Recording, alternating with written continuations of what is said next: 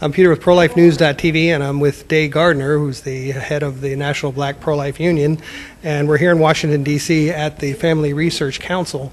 This is Black History Month, and what are we trying to accomplish today? Well, we're going to accomplish a lot, actually. We have a very busy schedule. We're going to start out here with a press conference. We're seeing two abortion facilities today where we'll have a prayer vigil with many black pro-life leaders who have come in from across the country. We have Dr. Alveda King here, Reverend Levon Ewell, Dr. Johnny Hunter. We have just so many of us have come in for this very important event to pray at the abortion facilities, to have a press conference, and then later on to meet with some congressional members at a reception.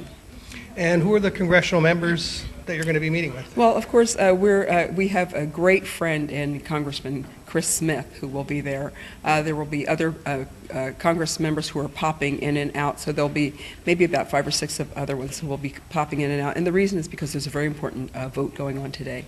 So we're not sure which ones they will be.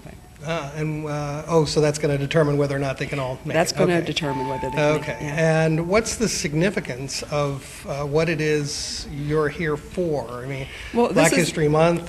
This is Black History Month, and of course, this is a time when we remember the struggles and the trials in the black community. It's also a time when we celebrate our accomplishments. And the thing is that the one struggle that we still have hanging over us is the struggle of abortion. The fact that so many babies since 1973, more than 15 million babies have been aborted since 1973.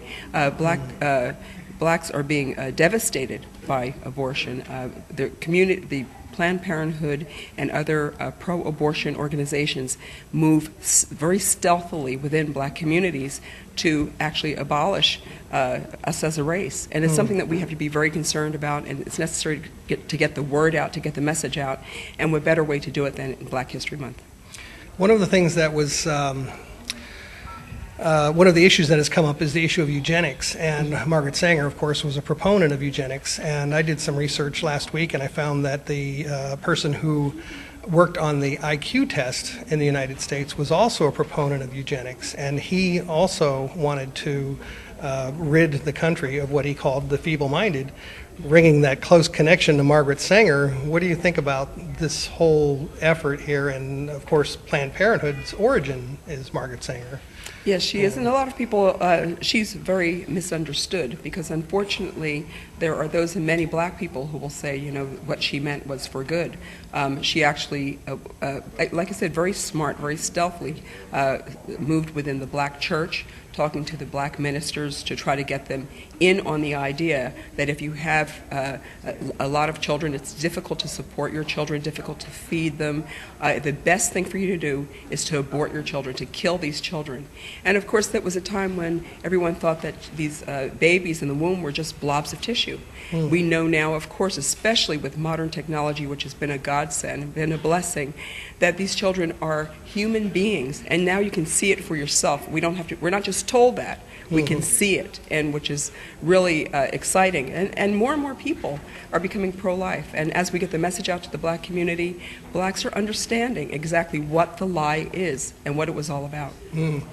Many people are offended by the let's say the accusation that abortion is a racist procedure, and recently there was a girl who called the Planned Parenthood facilities, and what she was doing was she was